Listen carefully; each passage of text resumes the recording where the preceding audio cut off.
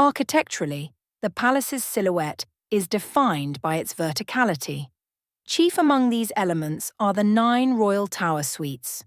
By law and tradition, each new sovereign and keeper selects their residence from the vacant towers, a practice that naturally filters occupancy toward the structures left untenanted the longest.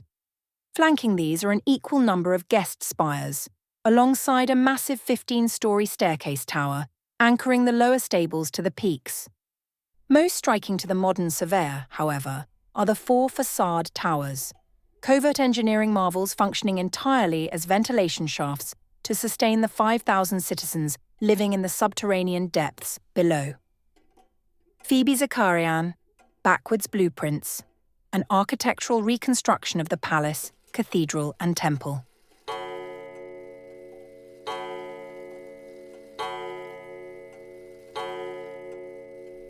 The clock in the breakfast room chimed, just as Cousin Deirdre set the plates of breakfast in front of Xavier and his brother. Xavier exchanged a look with Max. Max nodded slowly and then turned his attention to their mother. Before he could suggest delaying their breakfast, their mother said definitively, "They made your favorite breakfast." For a moment Max looked mutinous. One glance at their father quelled whatever he was going to say. The message was clear, breakfast before anything else. Xavier was amused by the exchange. He was no less anxious, but he would wait. He and Max chewed carefully, but were not hungry.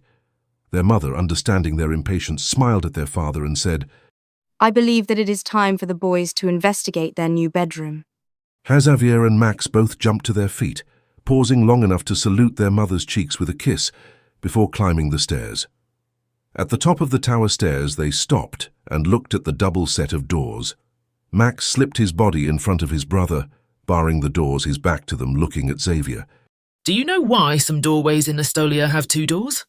Max asked. Xavier knew that expression. Max relished knowing something his brother did not, especially when the knowledge carried any spiritual weight. He let the silence stretch, knowing it would pique his brother, but also because he was curious and wondered what the reason was. He thought about praying and asking deity, but realized deity would not want to be bothered with so trivial a request. When the answer did not jump out at him, he said, "I do not know, Max. Do you?" Max grinned. It is considered a mark of importance. Wooden doors were hard to make in the earliest days, and many rooms of the palace had only reed, hide, or woven door hangings. But some rooms mattered. The entrances to the palace, temple, and cathedral, as well as the ceremony room and the office of keeper, all had double doors. "What about the home of the king?" Xavier asked. That elicited an even bigger grin. Hezekiah was the one who came up with the idea. Max said. When he knew there would be all the towers in the palace, he suggested that each tower, when completed, could be the residence of king or keeper, so the goal was to finish 2 towers per capitulo at the least. Once they had the towers built, that was the home of the next king and keeper. So every tower had 2 sets of double doors. The first one was at the main entrance, and the second one led to the bedchamber. Xavier was amazed his brother knew such details. He saw that Max wanted him to ask, so he did. "How did you find that out?" Max giggled. I was actually riding down by the temple last week, and I saw Astis looking at the door all funny. I got off Rickety to see what he was looking at. I hoped it might be a caterpillar, but there was nothing on the door. "But why was he looking at it?" Xavier asked. Half of him wanted the story, and the other half was impatient to step inside the tower room. Inspection duty. All acolytes inspect the stuff of the temple. He told me that the temple doors were replaced every 10th capitulo, but inspected for damage or wear and tear in between. He was looking for flaws. Xavier had heard of the acolytes' inspection duties. He tried to imagine a year of staring at doors, but it was beyond his powers of imagination. He crossed his arms and gave his brother a hard stare, or at least he tried to emulate their Uncle Antonio's hard stare. Max's giggle told him he had failed. Okay, let us go in," he said. He stepped to one side and grasped one handle, gesturing to the other. Max was always fair. Together they pulled the doors open. They stood looking into the spacious tower room. Slowly, in unison, they entered, gazing at the extraordinary room that more than once had housed king or keeper. The entrance opened into a short passageway.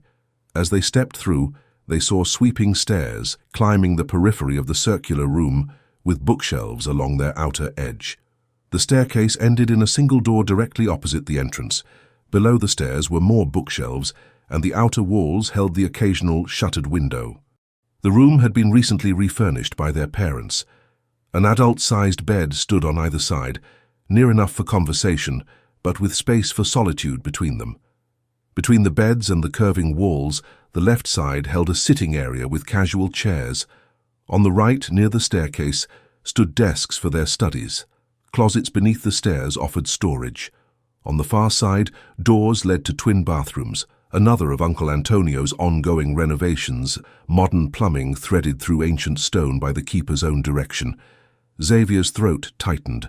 Their parents had known before they asked, could not have furnished this room in the hours since their wish. He moved toward the bed on the right as Max moved to the left, both deliberate, both stopping at the same moment. A small pile of wrapped gifts waited on each bed. Atop his, a gilt envelope caught the light. He picked it up, opened it carefully, and saw that his brother was doing the same. Xavier, The message was in his mother's beautiful script. your father and your Uncle Antonio believed that you and your brother Max would be drawn to the tower. We had the other rooms ready in case they were wrong, but did our best to make sure that this room was prepared for the two of you. Your uncle believes that you and your brother have a critical need to remain close to one another as much as is possible up to the day you both go into seclusion. Remember, deity watches out for the two of you, and that you were born to always walk within the light and sight of deity.